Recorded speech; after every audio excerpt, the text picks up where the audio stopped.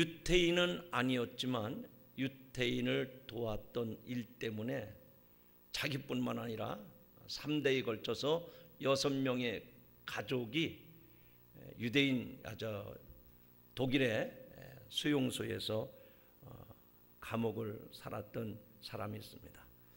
33년 동안 감옥 생활을 하다가 노년에 2차 세계대전이 끝나는 그해 12월 28일 날 이제 석방이 되었어요. 그분이 바로 고리텐 붐 여사라고 하는 사람입니다. 이분은 유대인들을 도왔던 것 때문에 라벤스부르크라고 하는 곳에서 감옥을 살았습니다. 그가 이제 자유의 몸이 되어가지고 85세의 고령이 되었을 때 몇몇 친구들이 그녀를 위해서 캘리포니아에 있는 어느 지역에 아주 아담한 집을 마련해 줬습니다. 어느 날 친구 한 분이 그녀의 집에 머물면서 고리텐 붐 여사에게 이렇게 얘기합니다. 너에게 이런 아름다운 처소를 주신 것을 보니 하나님은 참으로 선하신 분이시구나. 그랬더니 이 여사가 그 말을 듣고 아주 단호한 어조로 이렇게 대답을 합니다.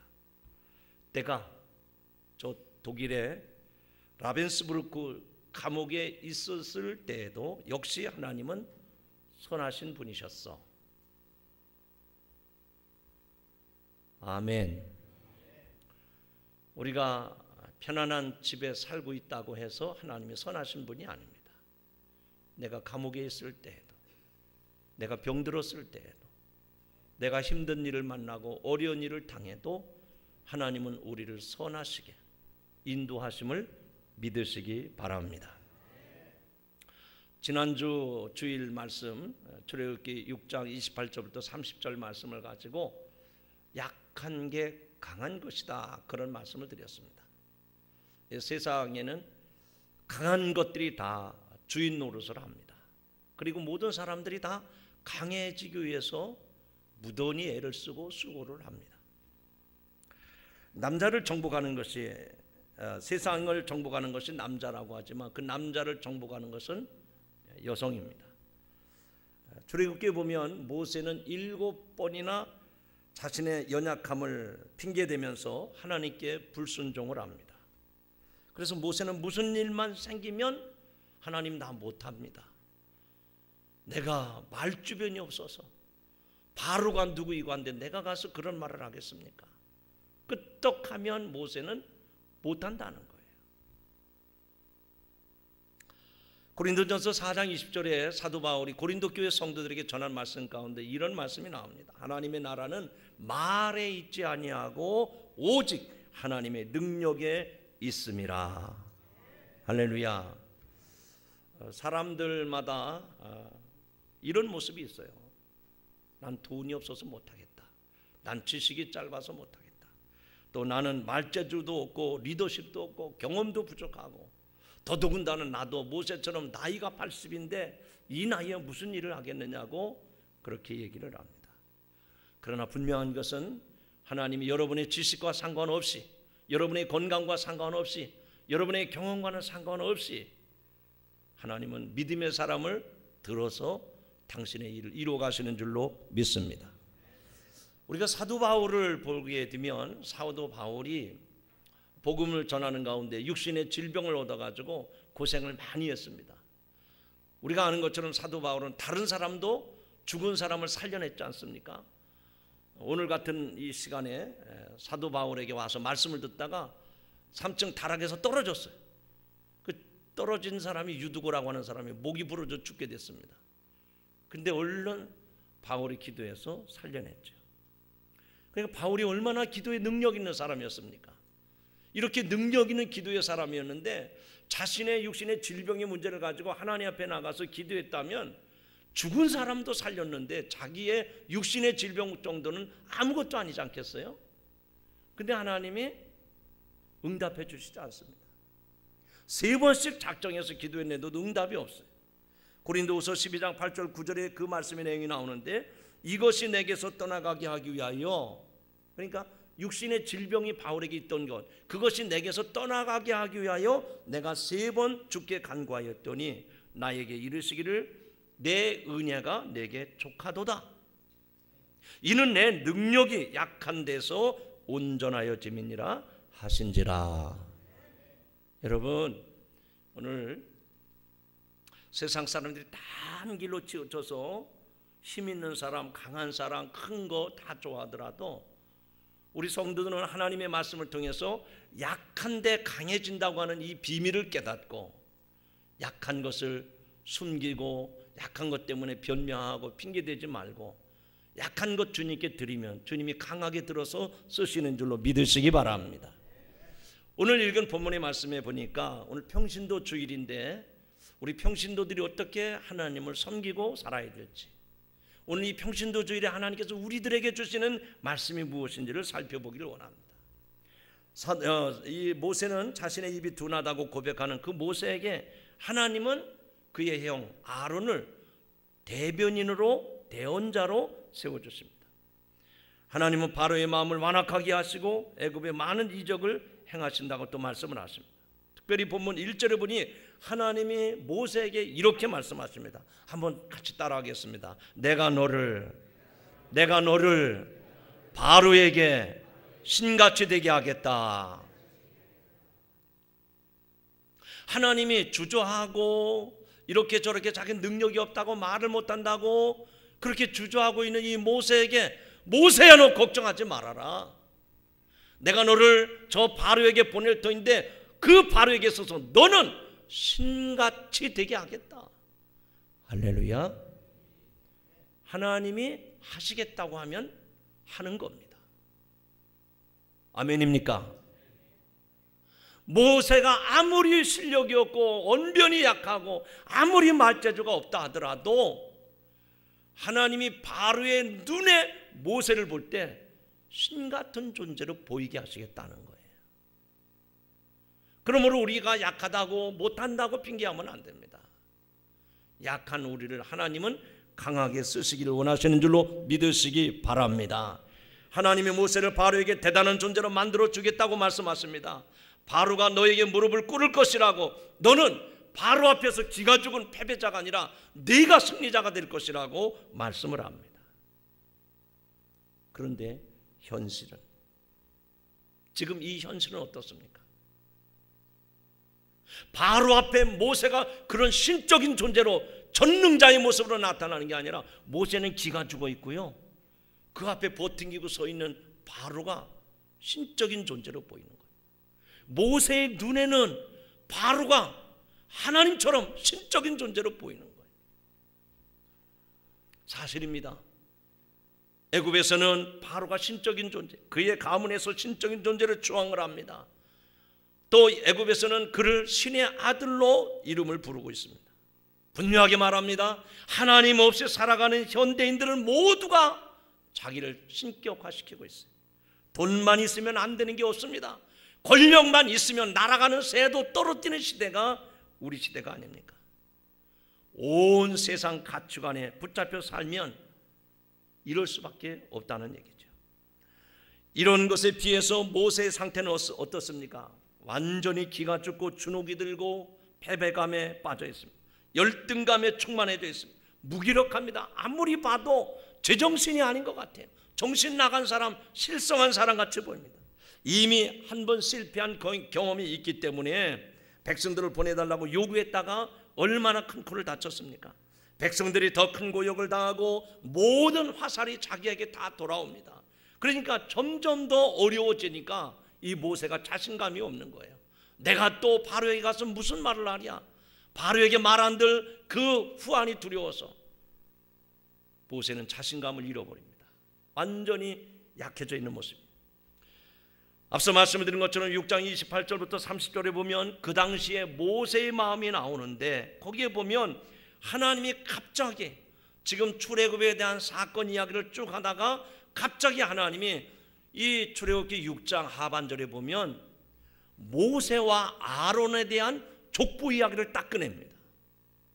아니 지금 출애굽 사건을 하나님이 명령하시고 모세에게 그렇게 말씀하시는데 갑자기 난데없이 6장에 뭐가 나오는 거 아니? 모세와 아론에 대한 족보 이야기가 나오는 거예요. 왜 족보 이야기를 넣었다고 했습니까?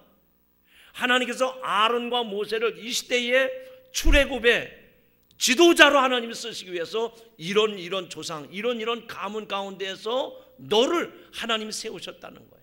그러니 너는 그 사명감을 가지고 이 일을 해야 된다고 출애굽기 6장에서 말씀을 합니다. 그런데도 모세는 말을 못한다고, 내가 어찌 말한다고 바로가 내 말을 듣겠느냐고, 그래서 패배감과 열등감으로 충만해 있습니다. 이런 모세에게 하나님은 너를 바로에게 신같이 되게 하겠다고, 내가 바로 앞에서 너를 높여주겠다고, 너를 통해서 일하겠다고, 내가 너하고 일을 아니한다고 하면 내가 너하고 상관이 없다, 너의 족보, 너의 가문, 너의 조상하고 아무런 관계가 없다고 말을 합니다. 내가 너로 하여금 바로에게 신적인 존재로 세워주겠다고, 내가 바로를 꺾을 수 있도록 내가 너를 돕겠다고 하나님이 말씀하십니다. 할렐루야. 오늘 이 말씀이 저와 여러분에게 주신 하나님의 음성인 줄로 믿으시기 바랍니다.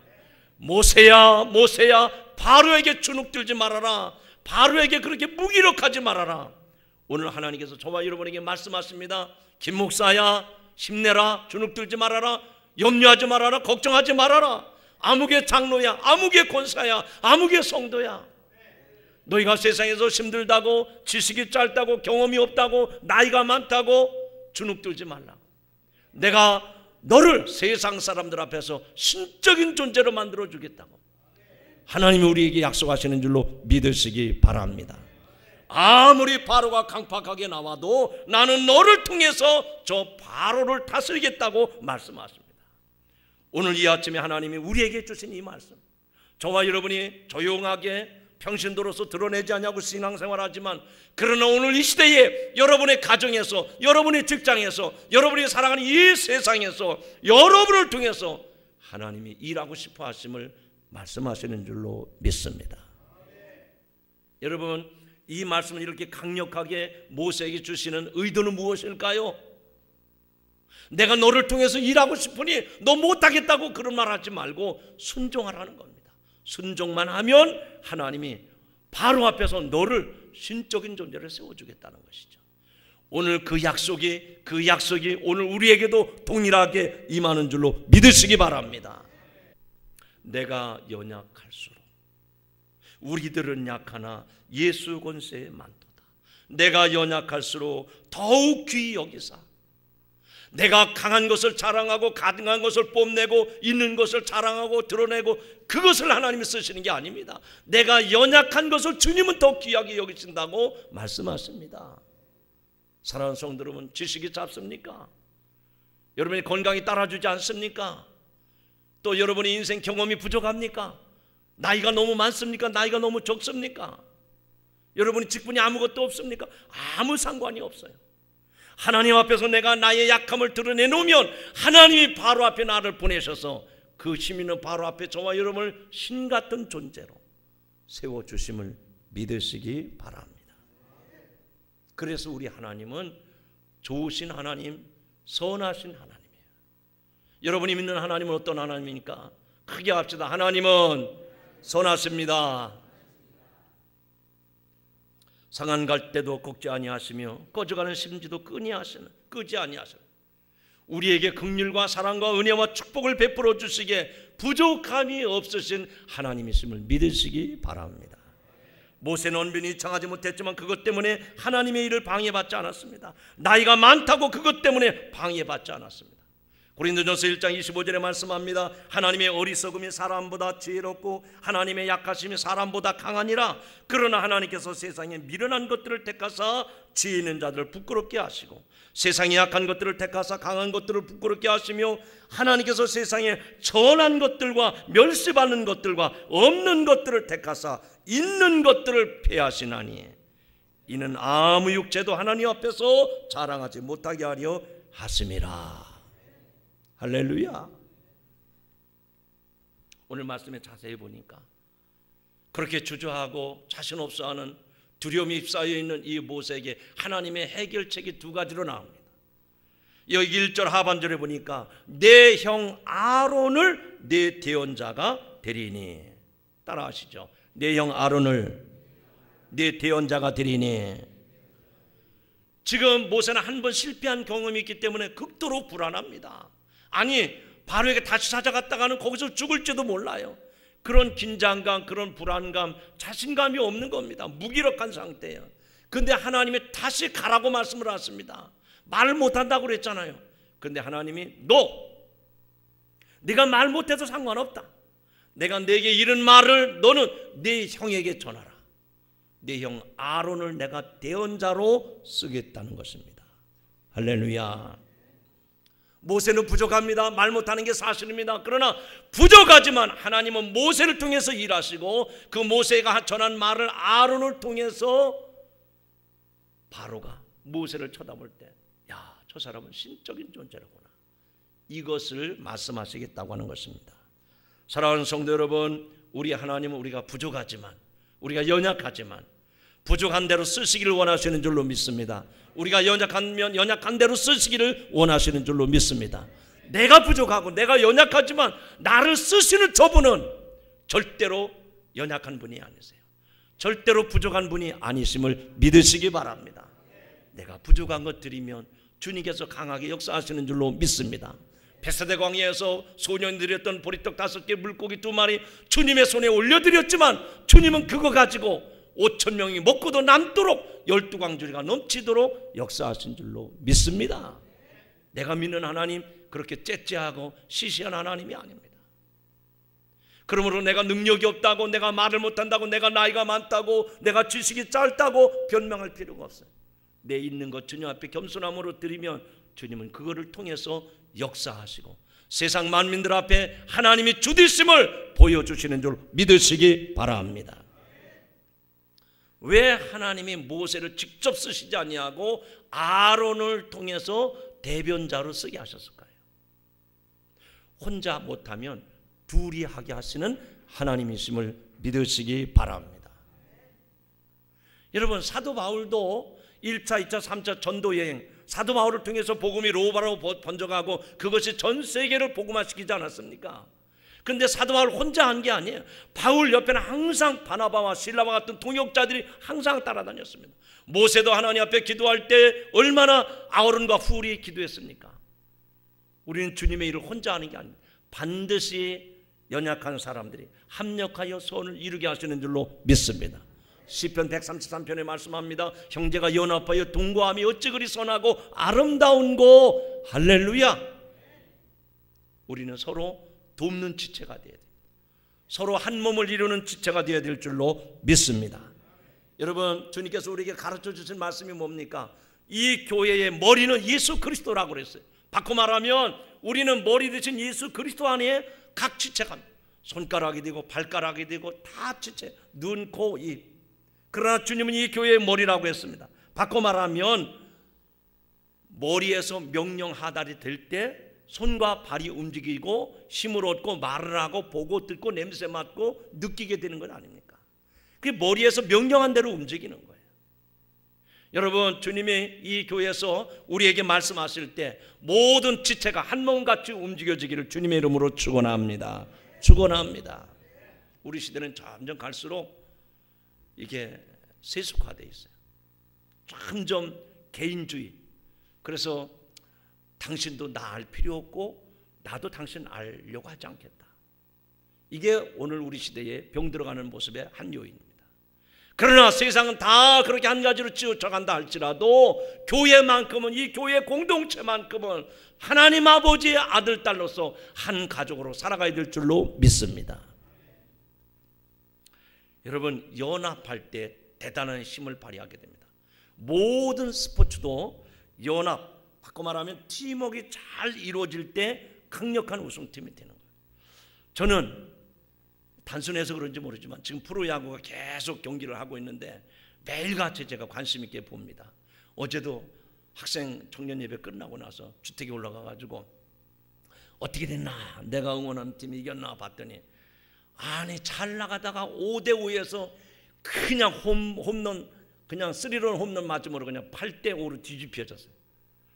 어느 팀이라고 말을 못하겠습니다. 부끄러워가지고. 하여튼 최하위예요.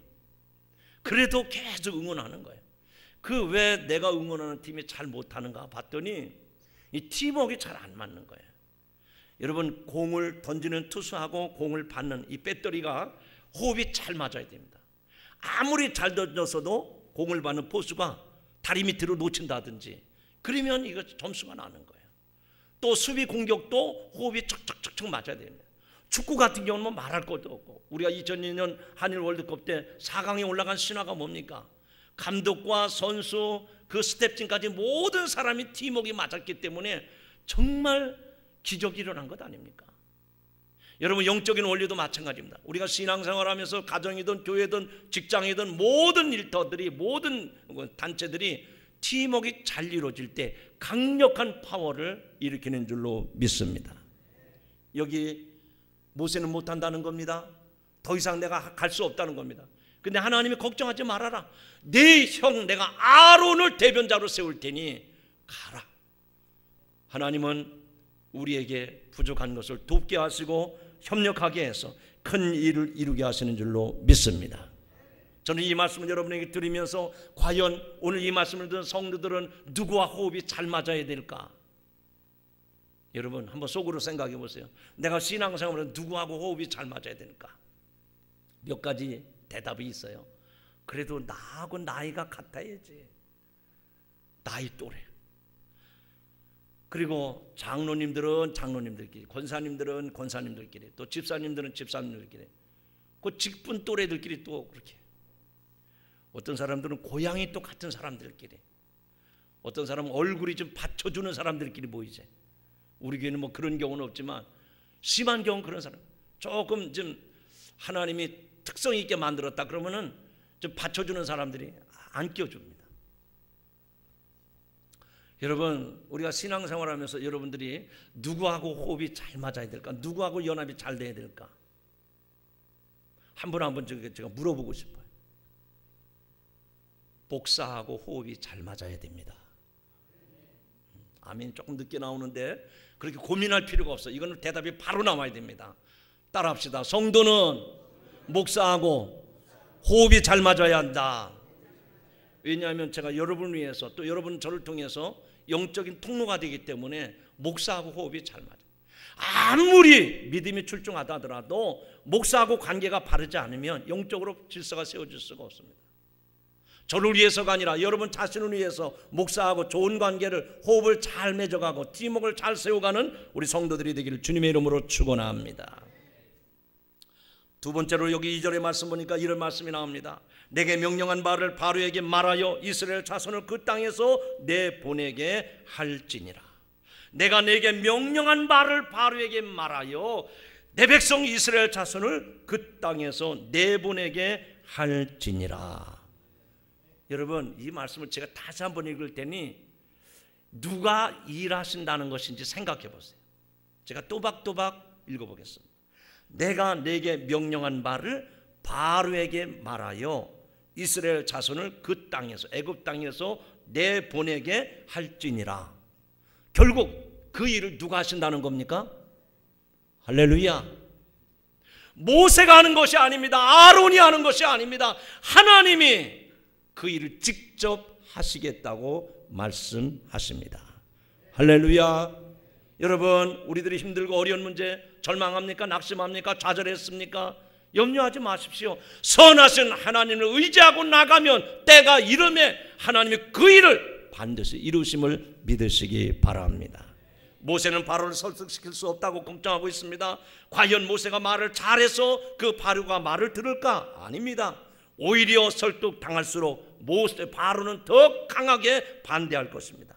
사람의 말을 바꾸는 것은 말에 있는 것이 아니라 하나님의 능력이 있는 줄로 믿습니다. 내가 말 잘한다고 되는 게 아닙니다. 내가 경험이 많다고 되는 게 아닙니다. 내가 배운 지식이 많다고 되는 거 아닙니다. 하나님의 친히 간섭하실 때 그 일이 성사됨을 믿으시기 바랍니다.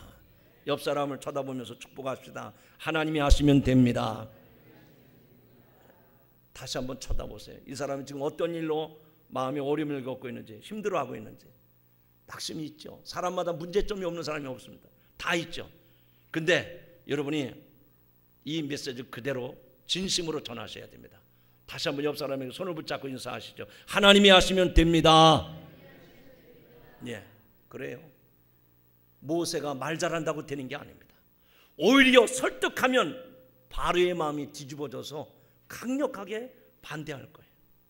오늘 이 2절의 말씀 통해서 분명히 하나님이 하신다고 말씀합니다. 그럼에도 불구하고 현실은 어렵습니다. 모세가 사명을 가지고 바로에게 가는데 오히려 더 강력한 반대에 부딪힙니다. 3절 4절의 말씀해 보니까 바로의 마음이 더 완악하게 되어서 너희의 말을 듣지 않을 것이다. 아니, 바로 앞에 가면 모세가 하나님같이 된다고 그랬는데 모세가 이제 바로 앞에 가는데 오히려 바로의 마음이 더 강팍해집니다. 더 완악해집니다.